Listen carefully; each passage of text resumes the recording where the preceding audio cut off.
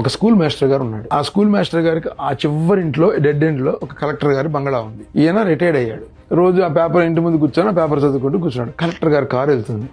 ఆ వెళ్ళినప్పుడల్లా లేచి సార్ నమస్తే అంటున్నాడు. ఈయన మొహం కూడా చుట్టల్లా.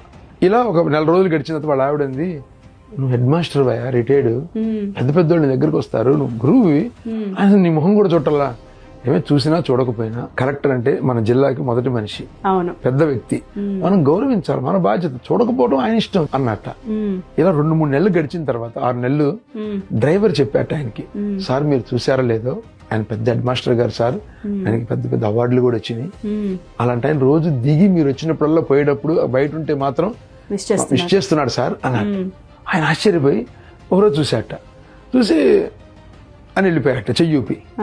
ఒక 15-20 రోజులు గడిచిన తర్వాత ఒక్క సెకండ్ కారు ఆపి అద్దం దింపి, మేషారు బాగున్నారా అన్నట్ట. 6 నెలల సంవత్సరం గడిచేటప్పటికి కారు ఆపి అరుగు మీద కూర్చొని అలా ఆవిడ కాఫీ తెచ్చిచ్చేదట. ఇద్దరు టీయో కాఫీయో తాగి 10 నిమిషాలు మాట్లాడి వెళ్ళిపోయేవాట.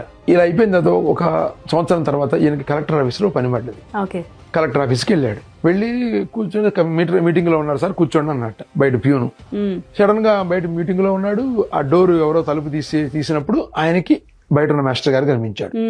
అంత పెద్ద మీటింగ్ వదిలేసి గబగబా బయటకు వచ్చి, అయ్యయ్యో మేషారు మీరు ఇక్కడికి రావడం ఏంది, సాయంత్రం కలుస్తాం కదా మేషారు, నాకు చెప్పొచ్చుగా అన్నట్టు.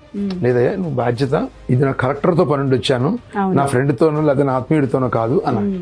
అట్లా లేదు మాస్టర్ గారు, మీరు నాకు అన్ని, నేను మీకు అన్ని, కాబట్టి మీకు నాకు మధ్య వేరే లెవెల్ ఉంది ఇప్పుడు, సో అదేం లేదు, మీరు వెళ్ళిపోయి నువ్వు సాయంత్రం మాట్లాడతాను, ఆ పేపర్ తీసుకొని పంపించేసేట.